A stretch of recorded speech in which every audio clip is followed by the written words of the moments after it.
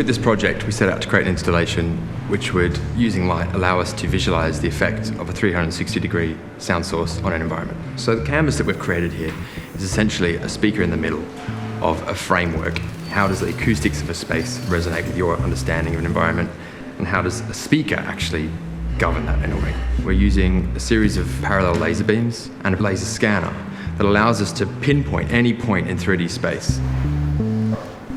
I think it's going to be quite intense. We're going to have 400 beams coming from the center circle here, 10 more beams coming from the outside edges. Should look pretty cool. You will enter this space that's completely dark, and all the structures and architecture of it will be completely defined by the sound that emanates from this speaker. I suppose what we're used to is a more directional speaker in a room, and then you create this sort of spatialization by putting multiple sources around the room. So this is very much sort of flipping it the other way around and saying, how does just a single source work spatially? I suppose my favourite bit of the composition was when you really got pulled in by the lights with the melody towards the end. You know, that's where it all really comes together and you feel it's like the fireworks going off, I suppose, you know. The starting point for us was this sort of circular motif and how that creates this sort of waves that represent air as it travels through a space. And sound, just like water, creates this sort of ripples, but you can't normally see that.